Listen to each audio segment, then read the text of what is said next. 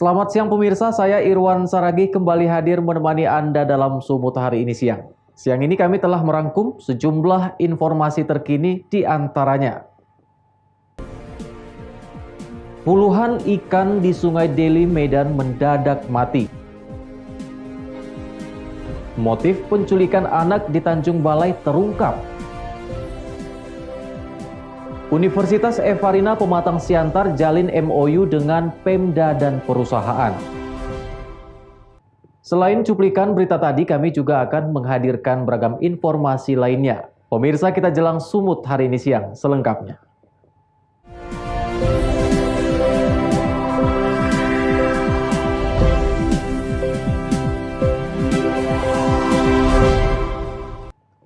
Kita ke informasi pertama pemirsa, puluhan ekor ikan dari berbagai jenis di Sungai Deli Senin siang ditemukan mati dan mengambang.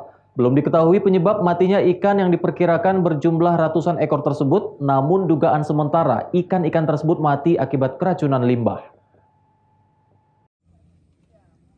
Puluhan ikan mati dan mengambang di Sungai Deli di lingkungan 28 dan 29 Kelurahan Rengas Pulau, Kecamatan Medan Marelan, Sumatera Utara. Berbagai jenis ikan sungai seperti ikan lemeduk dan ikan mas yang ditemukan mati mengambang terbawa arus sungai dengan kondisi baru mati beberapa jam. Ikan yang mati masih terlihat segar. Bobot ikan rata-rata berat 0,6 gram hingga 1 kilogram. Ikan yang sudah mati ini nantinya akan dikubur di bantaran sungai agar menghindari aroma bau busuk atau dikonsumsi warga sekitar bantaran Sungai Deli. Salah satu aktivis lingkungan hidup Aliansi Masyarakat Pemerhati Lingkungan dan B3 Indonesia mengatakan, puluhan ikan mati diduga akibat keracunan limbah. Hal ini terlihat dari insang yang sudah berwarna putih dan tidak segar lagi. Baru, Tandanya? matanya masih bening. Cuma ikan ini terdampak mungkin limbah entah apa karena isangnya itu kita periksa putih.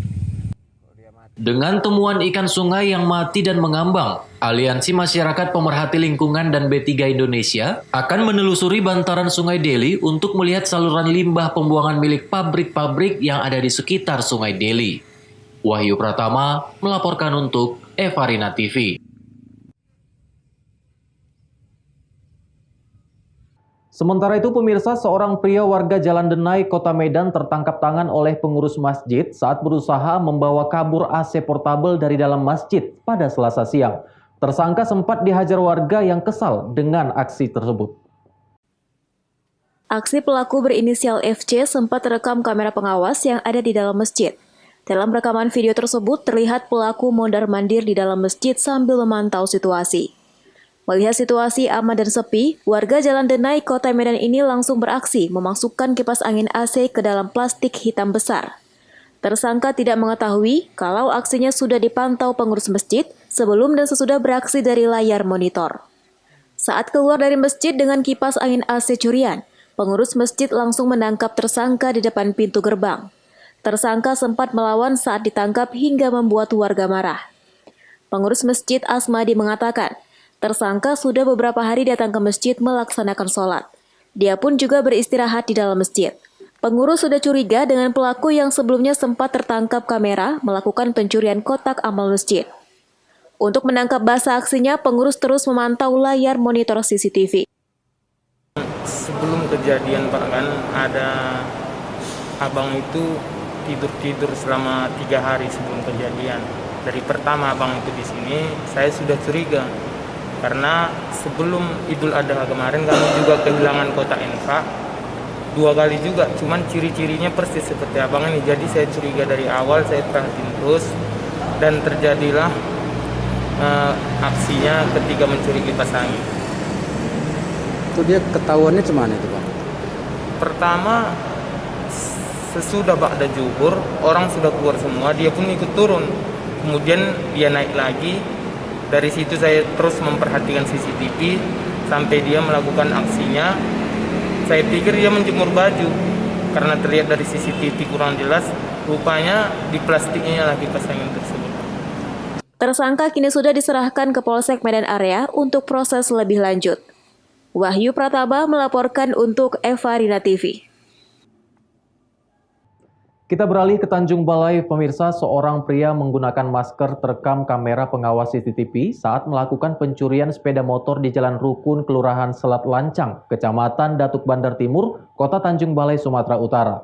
Pelaku nekat menjalankan aksinya saat korban berbelanja ke pasar untuk kebutuhan sehari-hari.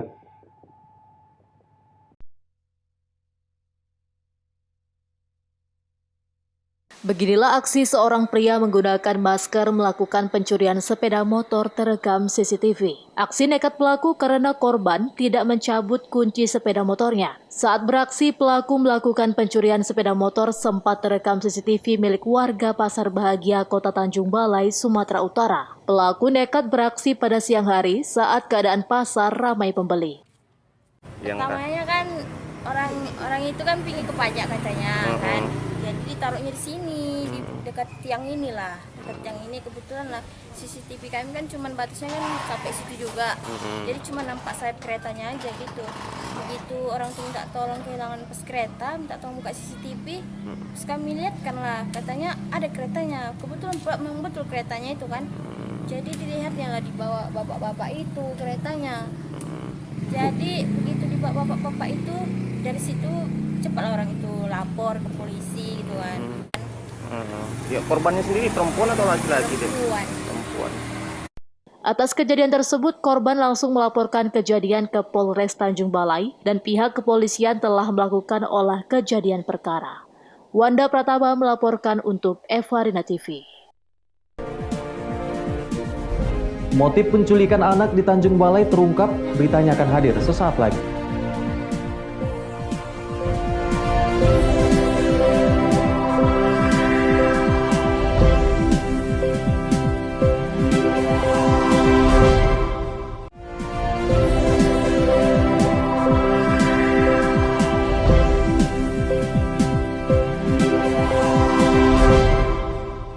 Terima kasih Anda masih bersama kami pemirsa. Motif penculikan anak di Tanjung Balai pada Jumat lalu akhirnya terungkap. Ironisnya, para pelaku nekat menculik anak sebagai jaminan atas hutang ayahnya dalam bisnis jual beli narkoba jenis ekstasi sebanyak 1.000 butir.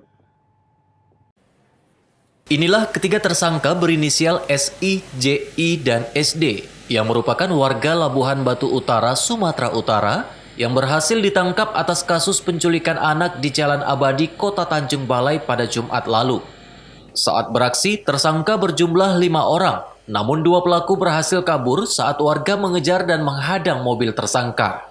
Menurut Kapolres Tanjung Balai AKBP Putu Yuda Prawira, motif dari tersangka nekat melakukan penculikan anak tersebut atas hutang ayahnya dalam bisnis jual beli narkoba jenis pil ekstasi sebanyak 1.000 butir. Mirisnya, rencananya anak dari AS akan dijadikan jaminan atau sandera agar ayah korban segera mengembalikan uang atas transaksi narkoba senilai 65 juta rupiah. Tersangka mengaku kalau uang telah ditransfer namun bukan atas nama ayah korban dan rencananya narkoba akan diedarkan di Kabupaten Labuhan Batu Utara. Tersangka, para pelaku ini sudah mentransfer uang sebesar 65 juta rupiah untuk memesan 1.000 butir ekstasi kepada ayah korban. Namun hal tersebut tidak diakui oleh ayah korban, ya, dan itu masih kami dalami. Berkaitan dengan itulah alasan kenapa anak ini atau atau si korban ini diculik oleh kelima orang pelaku ini. Jadi yang kita amankan 3 orang, 2 melarikan diri, ya, 3 orang tersebut yaitu berinisial SI, JI, dan SD. Polisi pun masih mendalami kasus jual beli narkoba antara ayah korban dan para tersangka. Atas perbuatannya, para tersangka terancam hukuman 15 tahun penjara atas kasus penculikan anak. Wanda Pratama melaporkan untuk Evarina TV. Kita ke informasi lain pemirsa, vaksinasi massal mulai dilaksanakan di berbagai daerah. Di Kabupaten Langkat, Sumatera Utara, vaksinasi dimulai dari unsur muspida dan tenaga kesehatan.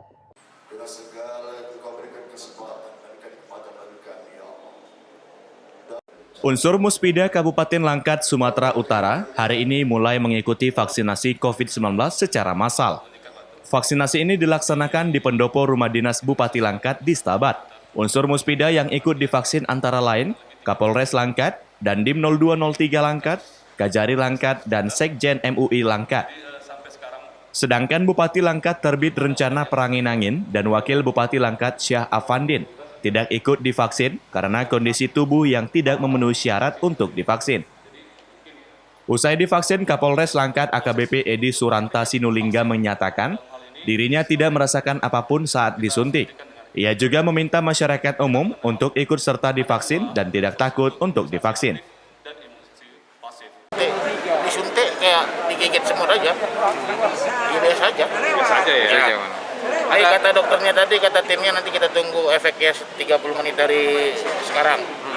Berarti baru bisa saya komentari nanti setelah 30 menit dari sekarang. Tapi kalau sekarang biasa aja. Ada himbauan kepada warga dan kegiatan vaksinasi ini merupakan program pemerintah yang harus kita sukseskan. Artinya ketika Forkompimda sudah bersedia divaksin untuk mengajak seluruh masyarakat Kabupaten Langkat khususnya untuk tidak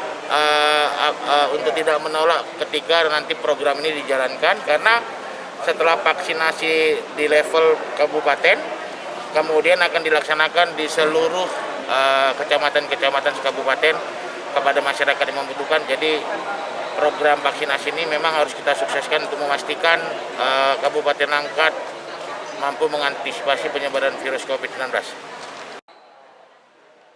Sebelumnya, pemerintah Kabupaten Langkat menerima 7.960 vial vaksin COVID-19.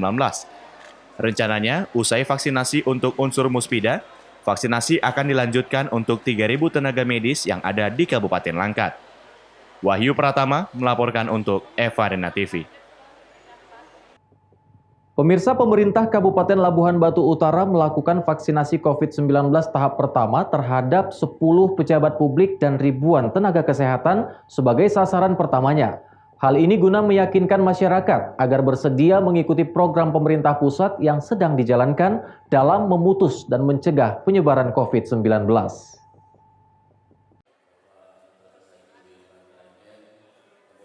Pemkab Labuhan Batu Utara melalui Dinas Kesehatan melaksanakan vaksinasi COVID-19 perdana pada gelombang pertama di Aula Dewi Syukur Aik Kanopan, Sumatera Utara.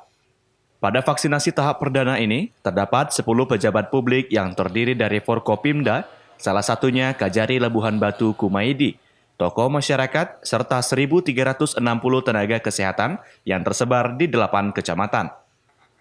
Kepala Dinas Kesehatan Saudah Nasution selaku penanggung jawab vaksinasi COVID-19 menjelaskan, Labuhan Batu Utara mendapat 3.347 vial vaksin Sinovac yang akan digunakan bagi 1.687 sasaran dengan dosis pemberian 2 kali dan interval waktu 14 hari di 18 puskesmas yang tersebar di 8 kecamatan yang ada pada tahap pertama ini. Adapun vaksinasi ini terbagi dalam 4 tahapan, yakni tahap pertama tenaga kesehatan, tahap kedua TNI Polri, ketiga pelayanan publik, dan keempat masyarakat. Ini gelombang pertama tahapan sasaran utamanya ini sasarannya kepada tenaga kesehatan yang berada di Kabupaten Labuhan Batu Utara, baik yang itu bekerja di institusi pemerintah maupun institusi swasta.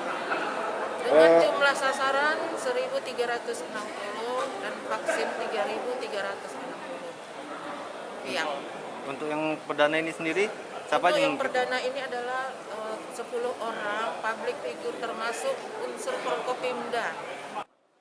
Sementara Kajari Labuhan Batu Kumaidi usai mendapatkan vaksinasi menyatakan tidak merasakan efek samping dari penggunaan vaksin ini dan dirinya mengajak lapisan masyarakat untuk bersedia divaksin guna memutus dan mencegah penyebaran COVID-19 sesuai dengan program pemerintah pusat. Barusan kami dilakukan vaksinasi dan kami sudah menunggu di ruang observasi tadi selama 30 menit dan tidak ada gejala apapun akibat dari vaksinasi ini. Tidak terasa akibat-akibat yang menimbulkan sakit sama sekali. Karena itu saya menyarankan kepada masyarakat untuk tidak ragu, tidak takut untuk mengikuti program vaksinasi dari pemerintah. Karena itu merupakan kewajiban bagi kita, bukan merupakan hak tapi kewajiban gitu. Karena dengan ada vaksinasi ini akan menghambat penyebaran ke yang lain, ke orang lain. Jadi Ucok Sitorus melaporkan untuk Evarena TV. Sumut hari ini masih akan kembali dengan informasi menarik lainnya, tetaplah bersama kami.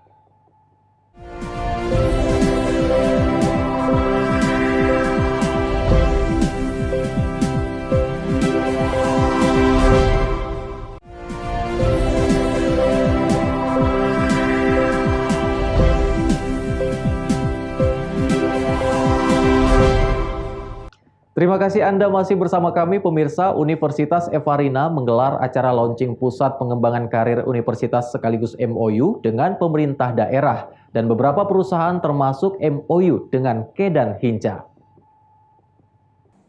Untuk pengembangan karir mahasiswa Universitas Evarina, pihak kampus mengundang sejumlah pemerintah daerah dan perusahaan untuk melakukan kerjasama dalam hal pengembangan karir. Kegiatan dilaksanakan di Universitas Evarina, Jalan Pendeta J. Wismar Saragi, Kota Pematang Siantar, Sumatera Utara.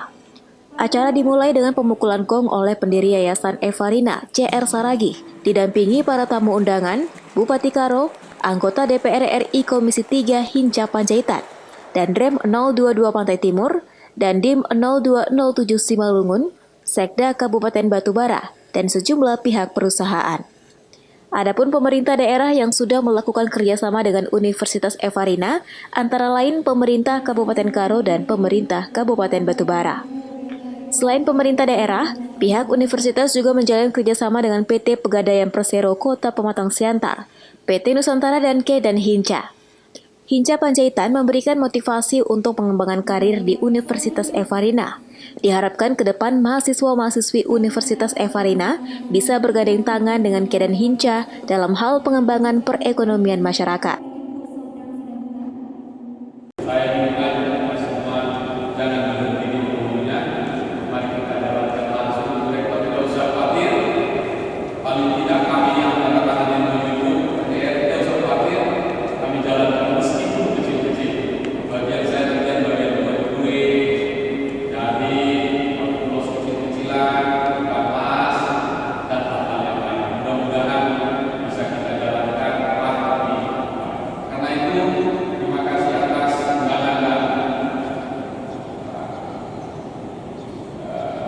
Memberikan kehormatan yang besar kepada saya berbicara di depan podium yang bagi saya ini luar biasa.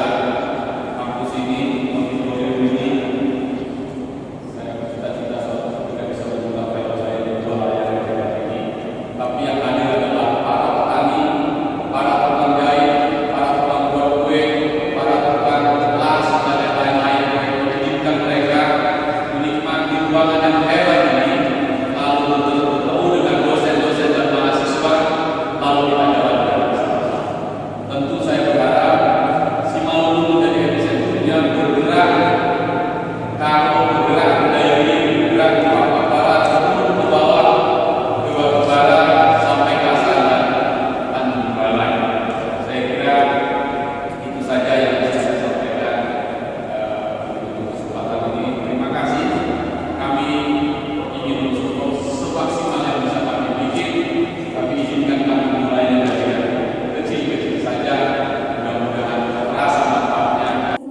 Bupati Karo Terkelim Brahmana usai melakukan MOU menyampaikan, semoga dengan kerjasama ini masyarakat Tanah Karo yang ingin melanjutkan pendidikan dapat bergabung di Universitas Evarina. Dan kedepannya Universitas Evarina dapat mengembangkan sayap dengan membangun Universitas Wisata di Tanah Karo.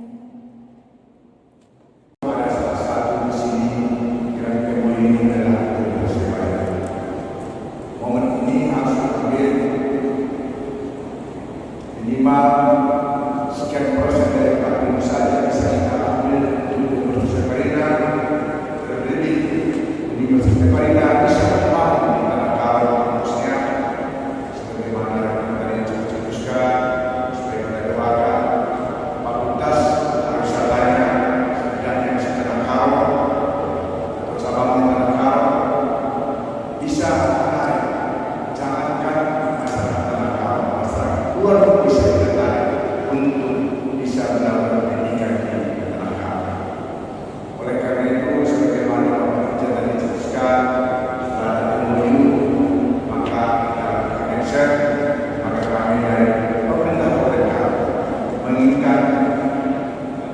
langsung deteksi supaya sebagaimana kita lakukan pada pagi ini bisa terwujud sebagaimana kita inginkan, tidak sia-sia dikerjakan.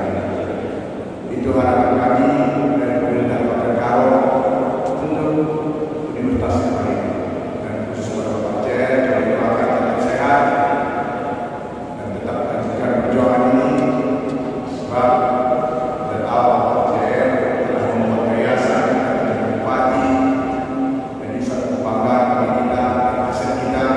Mari kita doakan beliau beserta keluarga supaya sehat selalu. Demikian yang saya sampaikan. Tuhan memberkati kita semua. Acara ini juga turut dihadiri Kapolres Pematang Siantar, Wakapolres Simalungun, mewakili Kejaksaan Negeri Siantar, dan Sekretaris Daerah Simalungun. Eko Hendriawan melaporkan untuk Evarina TV. Informasi lainnya pemirsa, bayi yang ditemukan di salah satu depan rumah warga di Kelurahan Parapat, Kecamatan Girsang, Sipangan Bolon, Kabupaten Simalungun pada Sabtu dini hari kemarin. Saat ini kondisinya dalam keadaan sehat. Bayi yang diperkirakan berusia 2 hari tersebut hingga saat ini masih dirawat di Rumah Sakit Parapat.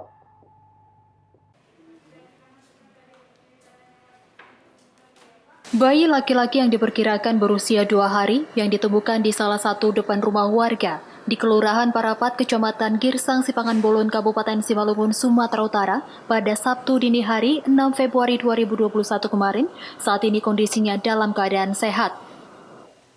Bayi dengan berat badan 2,5 kg tersebut hingga saat ini masih dirawat di ruang ponik atau ruang khusus bersalin dan anak Rumah Sakit Umum Daerah Parapat.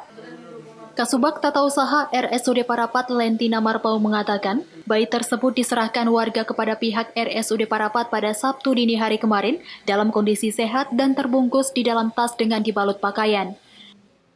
Dan pada saat ini kondisi bayi tersebut kami rawat sampai hari ini, dan juga tadi pada kunjungan Pak Bupati telah langsung meninjau bayi tersebut yang diserahkan kepada pihak rumah sakit dan menitipkannya kepada pihak rumah sakit supaya dirawat dengan baik.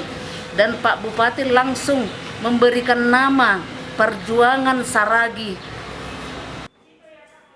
Hal ini menjadi perhatian Bupati Simalungun JR Saragi yang melihat kondisi bayi di RSUD Parapat pada Sabtu pagi kemarin dan langsung memberikan nama Perjuangan Saragi sebagai bentuk perhatiannya. JR Saragi akan menanggung semua biaya keperluan bayi sampai bayi tersebut mendapat orang tua asuh.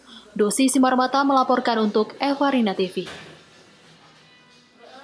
Pemirsa, informasi tadi sekaligus mengakhiri pertemuan kita dalam Sumut hari ini siang. Saya Irwan Saragih, mewakili kerabat kerja yang bertugas pamit undur diri dari hadapan Anda.